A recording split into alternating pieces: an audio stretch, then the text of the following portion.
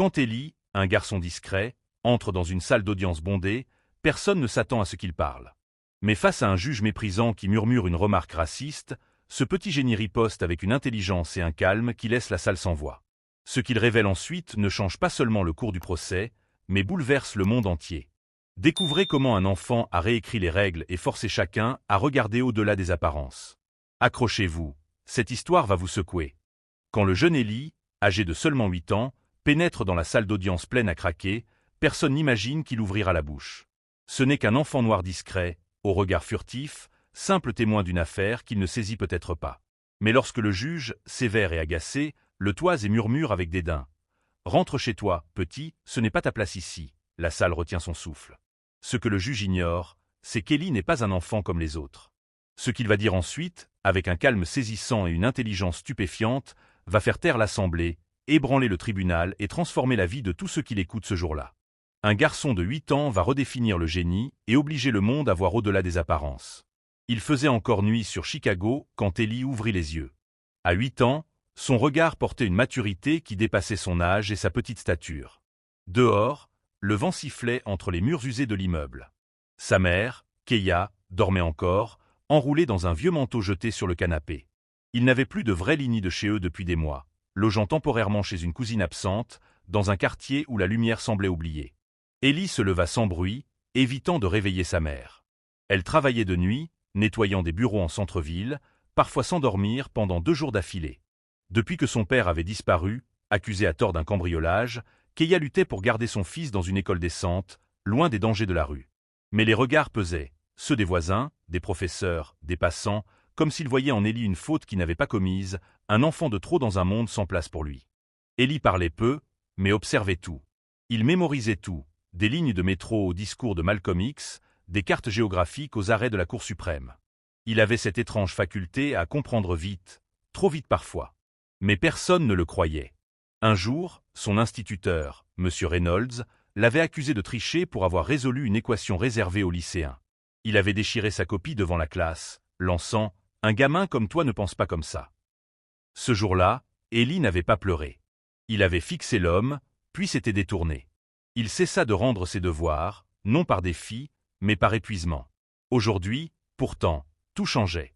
Il devait parler, s'exprimer dans une salle d'audience face à un juge fédéral, seul témoin d'une affaire qui menaçait de briser leur vie encore une fois. Son oncle Jamal avait été arrêté lors d'une manifestation contre une expulsion de logements sociaux, accusé d'avoir frappé un policier. Mais Élie était là ce jour-là. Il avait tout vu, un homme désarmé protégeant une mère bousculée par la police. Qui croirait un enfant noir de 8 ans? Même son avocat doutait. Lors de leur première rencontre, l'homme en costume avait souri poliment avant de dire à Keia « Madame, avec tout le respect, un enfant comme témoin, c'est fragile. Il risque de se perdre ou de mal comprendre. » « Mon fils n'est pas n'importe quel enfant, » avait-elle répondu, la voix tranchante. L'avocat avait soupiré. Le juge, Harold Whitmore, était connu pour ses décisions brutales, ses jugements durs et ses propos troubles, souvent dénoncés par des associations antiracistes, mais il restait intouchable. Quand Élie arriva au palais de justice, il tenait la main de sa mère. Elle était tendue, non par manque de confiance en lui, mais parce qu'elle connaissait ses regards, dans les bus, les magasins, les entretiens d'embauche. Les mêmes regards qui jugent sans chercher à comprendre. Ils franchirent les contrôles, traversèrent des couloirs froids de marbre, gravirent des escaliers, passèrent des portes massives, puis entrèrent dans la salle austère où régnait un silence pesant. Au fond, le juge, drapé dans sa toge noire, affichait une mine fermée, presque glaciale. Il ne leva pas les yeux à leur arrivée. L'avocat de la défense, un homme blanc à la mâchoire crispée, échangea un regard méprisant avec le procureur. Quelques journalistes chuchotaient. L'un d'eux murmura « C'est l'enfant témoin ? Il est tout petit. » Élie s'assit, droit, les pieds ne touchant pas le sol. Il observa les murs, les visages, les dossiers, comme s'il enregistrait tout. Quand son nom fut appelé, il descendit calmement, sans trembler. On lui fit prêter serment. Il le fit sans hésiter. Le juge Whitmore se pencha, levant enfin les yeux. Son regard s'arrêta sur le garçon. Un silence lourd s'installa. « Ton nom, gamin ?» demanda-t-il d'une voix grave. « Ellie Carter, monsieur. » « On va faire vite. Tu étais là quand ton oncle a frappé le policier ?» Élie soutint son regard. « Non, monsieur le juge. Il n'a frappé personne. » Whitmore haussa un sourcil, se frotta la tempe, comme s'il s'attendait à une excuse bancale. Puis, pensant son micro éteint, il murmura « Pourquoi perdre du temps avec ce gosse? Qu'il retourne d'où il vient. » Le micro grésilla. La salle se figea. Certains baissèrent les yeux, d'autres retinrent leur souffle. L'avocat d'Élie blêmit. Keïa serra les poings, mais garda le silence. Élie, lui, ne bougea pas. Il fixa le juge calmement et dit « Monsieur le juge, je ne viens pas d'Afrique, mais j'ai lu Nelson Mandela. Il dirait que ce genre de remarque vient d'un homme qui a peur, pas d'un homme fort. » Silence total. Le juge cligna des yeux, déstabilisé. L'avocat tenta de reprendre la main, mais Élie poursuivit. Le 12 février, avenue Roosevelt, mon oncle était à 2 mètres d'un policier qui poussait une femme avec une poussette. J'étais là. J'ai tout filmé. Le policier a trébuché seul. Mon oncle ne l'a pas touché. Tu dis avoir une vidéo? Demanda le procureur, interloqué. Oui, dans le cloud. Mot de passe. Frédéric Douglas 183. Un murmure traversa la salle. Élie parlait avec calme, précision. Ses mots frappèrent comme un coup de marteau. Le juge resta muet, évitant son regard. Le procureur vérifia le fichier. Quelques secondes plus tard, une vidéo apparut à l'écran, montrant exactement ce qu'Élie avait décrit. Jamal n'avait rien fait. Le silence se transforma en stupéfaction, mais ce n'était que le début. Ce jour-là, le procès fut suspendu. Le juge Whitmore, impassible mais les mains tremblantes, ordonna une vérification technique du fichier. Il savait déjà que tout était vrai.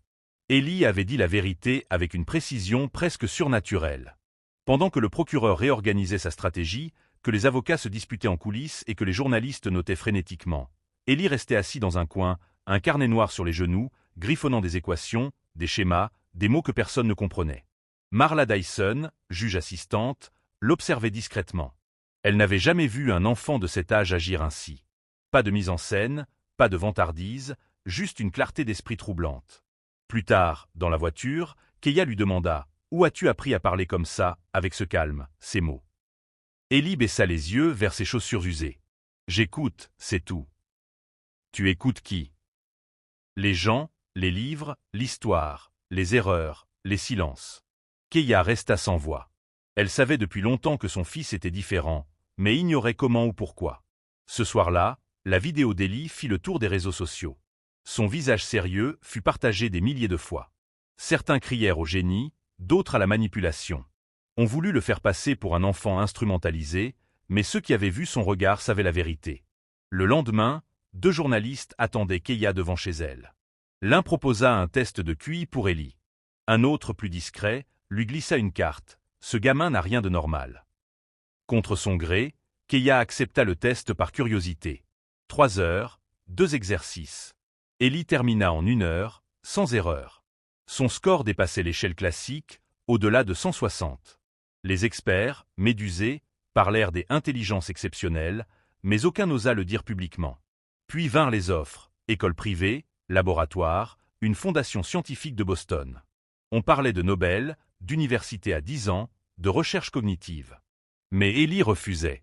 Il restait silencieux, continuant d'aller à l'école publique où on le surnommait l'extraterrestre. Il ne répondait pas aux insultes, observant, apprenant, se taisant. Un jour, la directrice convoqua Keïa, tenant le carnet noir d'Élie, trouvé par un professeur de mathématiques. « Madame Carter, ce cahier contient des équations que même nos enseignants ne comprennent pas.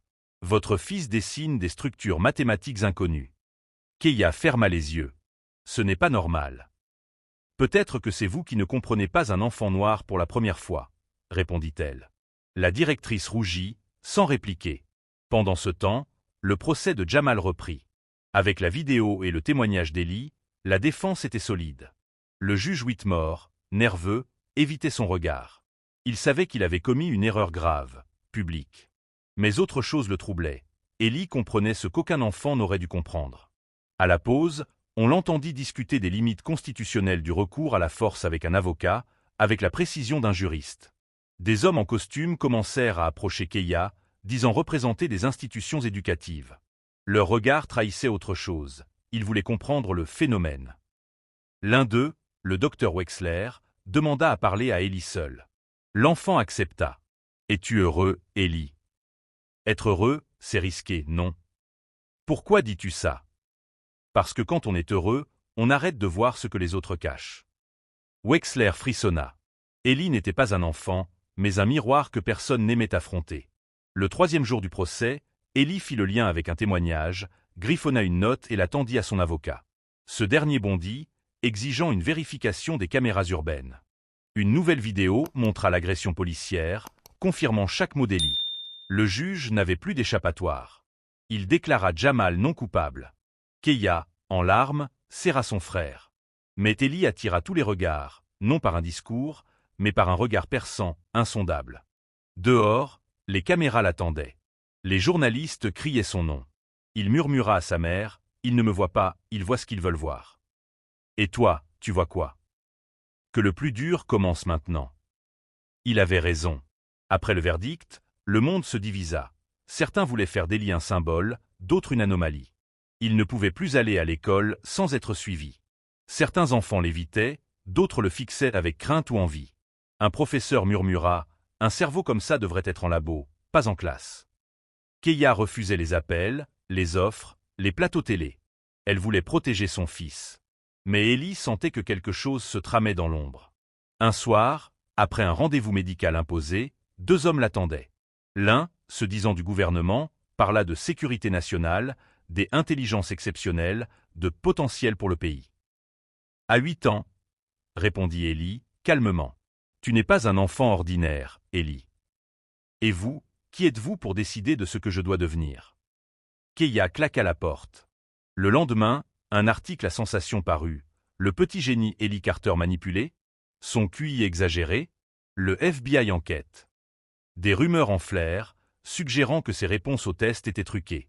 C'était faux, mais le doute est une arme puissante dans un monde qui rejette ce qu'il ne comprend pas. Une enquête fut ouverte.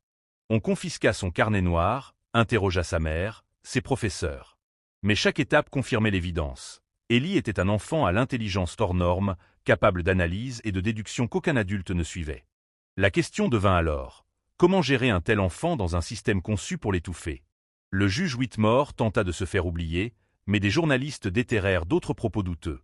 Une pétition circula, puis un procès disciplinaire s'ouvrit. Ironie du sort, Ellie fut appelé à témoigner, non comme témoin, mais comme expert en analyse du langage judiciaire. Un professeur de droit, ayant suivi son parcours, lui avait soumis 15 ans de remarques du juge. En 3 heures, Ellie traça un schéma démontrant une discrimination constante. Les experts validèrent. Whitmore fut suspendu. Ellie resta silencieux, son silence résonnant comme un cri. Quelques mois plus tard, lors d'un forum éducatif mondial à Washington, une place resta vide dans le programme. La rumeur parlait d'un intervenant surprise. Quand Ellie monta sur scène, certains rirent, d'autres sortirent leur téléphone. Mais dès sa première phrase, le silence tomba. « J'ai 8 ans, mais je suis épuisé. Épuisé de devoir prouver que j'ai le droit d'exister dans un monde qui m'a jugé sans m'écouter. » Il parla 13 minutes, pas un mot de trop. Calme, lucide, poignant. Il parla de l'école, de la couleur de peau, des préjugés, du génie caché dans les rues ignorées. Il dit que l'intelligence n'appartient pas à ceux qui en détiennent les clés. Il conclut, si vous continuez à voir les enfants comme des problèmes, ils croiront que leur silence est leur seul refuge, et vous ne saurez jamais ce que vous avez brisé. La salle se leva, certains en larmes. Ellie redescendit, prit la main de sa mère et refusa les interviews. Ce soir-là, une lettre manuscrite anonyme arriva. Ce que tu es ne peut être classé. Ne les laisse jamais t'enfermer. Tu n'es pas un prodige, tu es un rappel de ce que l'humanité a oublié. Keia regarda son fils dormir. Pour la première fois, elle n'eut plus peur, mais un respect profond. Pas parce qu'il était un génie, mais parce qu'il restait un enfant capable de réveiller le monde. Si cette histoire vous a ému, likez la vidéo, abonnez-vous à la chaîne et activez la cloche pour ne rater aucune histoire inspirante. Dites-nous en commentaire, avez-vous déjà été sous-estimé avant de surprendre tout le monde ?